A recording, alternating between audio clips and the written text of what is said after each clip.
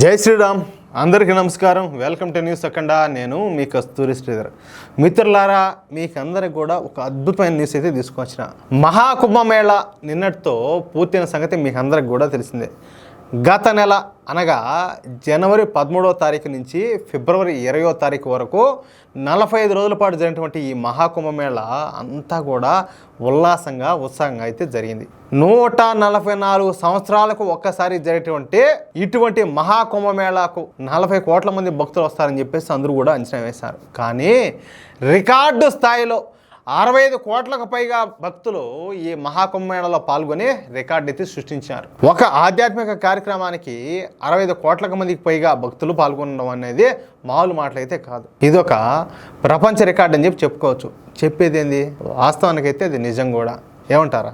సరే, ఈ మహాకుంభమేళాలో తొక్కిసలాట జరిగి 30 మంది భక్తులు అయితే మన సంగతి మీకు అందరికి కూడా తెలిసిందే. అయితే ఈ విషయాన్ని అందరూ కూడా మర్చిపోయినప్పటికీ ప్రధాని మోడీ గారు మాత్రం మర్చిపోవాలి. చూడండి, ఒక్కసారి గుర్తుపెట్టుకోండి.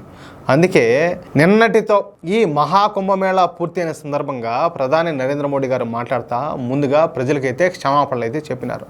ఇక ఆయన ఈ మహాకుంభమేళా పైన స్పందిస్తా ఇంత పెద్ద ఆధ్యాత్మిక కార్యక్రమాన్ని నిర్వహించడం అంటే మామూలు మాటలైతే కాదు.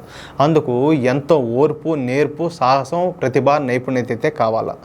మేము మహాకుంభమేళాకు వచ్చేటువంటి భక్తులకు సకల సౌకర్యాలు అందేటట్టు ఏర్పాట్లు అయితే చేసినాం. కానీ అక్కడక్కడ కొన్ని తప్పులు దొరలడం సహజమే. అందుకే ఈ ఏర్పాట్ల విషయంలో భక్తులు ఎవరైనా సరే అసౌకర్యానికి గురై ఉంటే నన్ను దయచేసి క్షమించండి అని చెప్పేసి స్వయంగా ప్రధాని మోడీ గారు చెప్పినారు. చూడండి, ఎవరికి వస్తుంది ఇటువంటి గుణము, ఇటువంటి ఆలోచన ఎవరికి వస్తుంది చెప్పండి. మాకు సాధ్యమైనంత వరకు ప్రజలకు అసౌకర్యం కలగకుండా ప్రయత్నం చేసినాం. ఏది ఏమైనా హిందువుల ఐక్యత కోసం జరిగినటువంటి ఈ మహాకుంభమేళ దిగ్విజయంగా అయితే పూర్తయిపోయింది. భారతీయుల ఐక్యతకు మహాకుంభమేళ ఒక ఉదాహరణగా అయితే నిలిచింది. అంచనాలకు మించి కోట్లాది మంది భక్తులు వచ్చి త్రివేణి సంగమంలో పవిత్ర స్నానాలు అయితే ఆచరించారు. అసలు 65 కోట్ల మందికి పైగా భక్తులు ఈ మహాకుంభమేళకు వస్తారని చెప్పేసి మేమైతే భావించాల. అయినప్పటికీ భక్తులకు సాధ్యమైనటువంటి సౌకర్యాలు కల్పించడానికి మేమైతే ప్రయత్నం చేశాం. అసలు ఇంత గొప్ప కార్యక్రమాన్ని భారత్ ఏ విధంగా నిర్వహించిందా అని చెప్పేసి యావత్ ప్రపంచం కూడా ఆశ్చర్యపోయింది. అసలు ఈ గొప్పతనంలో భక్తుల పాత్ర కూడా కీలకంగా ఉండాలి. ఎందుకంటే ఎక్కడి నుంచో వందలాది కిలోమీటర్లు, వేలాది కిలోమీటర్ల నుంచి వివిధ మార్గాల ద్వారా మహాకుంభమేళకు చేరుకొని ఇక్కడ త్రివేణి సంగమంలో పవిత్ర స్నానాలు ఆచరించారు భక్తులందరూ కూడా. వాళ్ళను ఎవరు కూడా ప్రత్యేకంగా పేరు పెట్టితే ఎవరిని పిలిచలా, ఎవరిని కూడా ప్రత్యేకంగా ఆహ్వానించలా. ఎవరికి వాళ్ళు ఇది మా పండుగ అని ఓన్ చేసుకొని మరి ఈ మహాకుంభమేళాకు వచ్చి ఈ పవిత్ర కార్యక్రమాన్ని విజయవంతం చేశారు.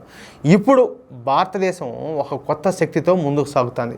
చివరికి చిన్నపిల్లలు, వృద్ధులు కూడా 1000 ప్రయాసాలకు ఓర్చి ఈ ఆధ్యాత్మిక కార్యక్రమాన్ని దిగ్విజయం చేశారు.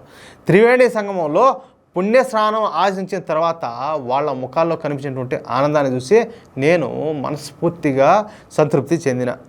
ఈ మహాకుంభమేళాను విజయవంతంగా పూర్తి చేయడంలో మొదట భక్తుల నుంచి మాకు గొప్ప సపోర్ట్ రాగా, ఇక తర్వాత ఉత్తరప్రదేశ్ ప్రభుత్వానికి ఈ క్రీట్ అంతా కూడా దక్కుతుంది. రాత్రనక పగలనక ఉత్తరప్రదేశ్ ప్రభుత్వం, అదేవిధంగా ఉత్తరప్రదేశ్లో ఉన్నటువంటి అధికారులు, అదేవిధంగా ఉత్తరప్రదేశ్ ముఖ్యమంత్రి అయినటువంటి యోగి ఆదిత్యనాథ్ గారు, అదేవిధంగా ఉత్తరప్రదేశ్ పోలీసులు గత 4 నెలల నుంచి ఈ మహాకుంభమేళా కోసం రాత్రనక పగలనక పనిచేశారు. వాళ్ళ కష్టాన్ని నా కళ్ళతో నేను స్వయంగా చూసిన. ఇక 45 రోజుల పాటు జరిగినటువంటి ఇంత పెద్ద కార్యక్రమంలో మా లోపం ఏదైనా ఉంటే దయచేసి మమ్మల్ని క్షమించమని చెప్పేసి ప్రజలందరినీ కూడా కోరుతున్నా అంటూ స్వయంగా ప్రధాని నరేంద్ర మోడీ గారు యావత్తు భారతీయ సమాజానికి తెలియజేయడం, విన్నవించుకోవడం ఇక్కడ ఒక గొప్ప విషయం అన్నమాట. ఎట్లుండిందంటే గతంలో దాదాపు 6 దశాబ్దాల పాటు కాంగ్రెస్ పార్టీ దేశాన్ని పరిపాలించింది కదా. ఎవరైనా మీకు క్షమాపణలు చెప్పినారా భారతదేశానికే?